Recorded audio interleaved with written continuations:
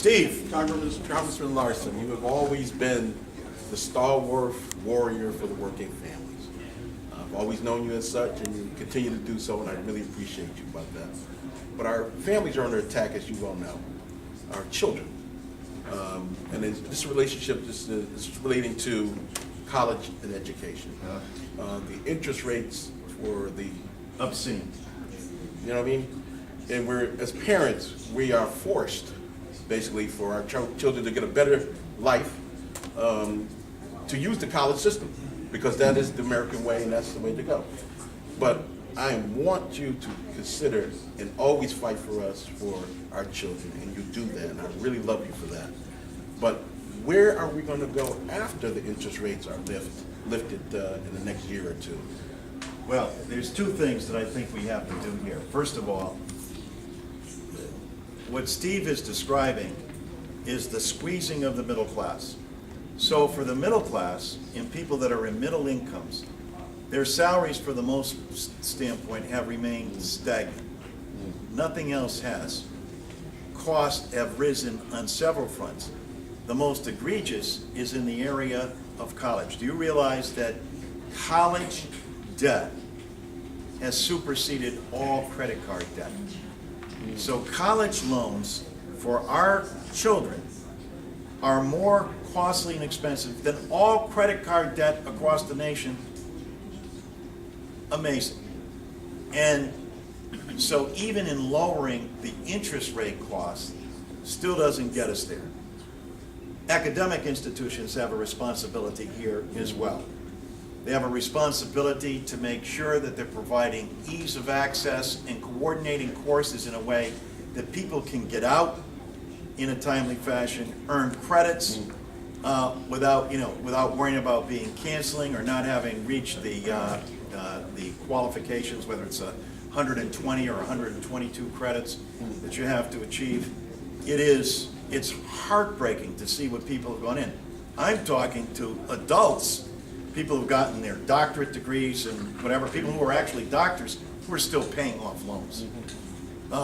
So clearly, I have said and I have thought that if there is any kind of movement for repatriation, which is bringing money offshore back onto shore, not without raising the minimum wage on behalf of people and not without coming up with a way to refinance people's debt as it relates to colleges. And that, I think, would allow us with a path forward, et cetera. But we've got to drive those costs down as it relates to education. And there are a lot of inefficiencies there, too.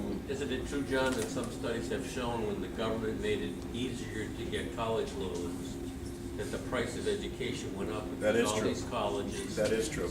And that these colleges are building playgrounds for these students That rather is- than That is true. sources of education. That is true. So if we took away all this incentive and made money less easy to get, these colleges would cut their fees.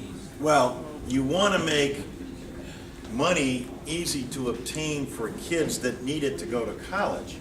What you don't want is the universities to say, oh, really? Well, we'll just up it, we'll just up our tuition cost because of that, because the government will now just pay. And so the institutions are coming under a lot of fire, and they're going to have to come up with systems. And there's a number of things that are at work that I think are going to be very good, which are going to be comparative in terms of what universities are doing and what they're doing vis-a-vis financial aid, what they're doing in terms of loans, how a mixture of that, how people can do things. I know for my second child in education, going to Manchester Community first before she went to Central was a better path for us to take and for her. My first daughter went to UConn and graduated with a master's. It was a 5-year program.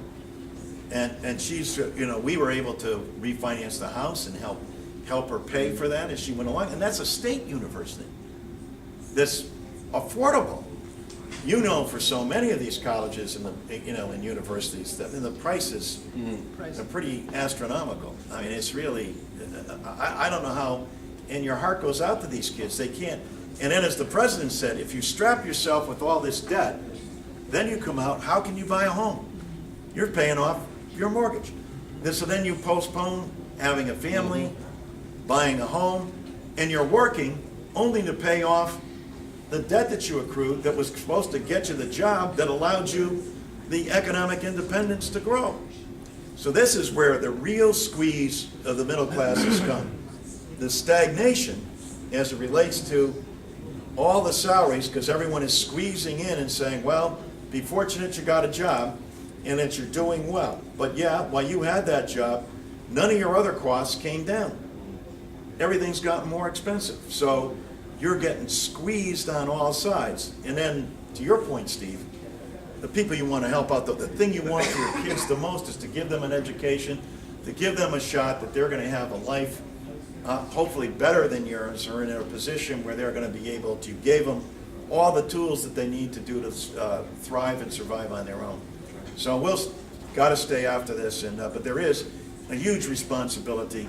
You're not too far wrong on this with regard to our colleges and universities too.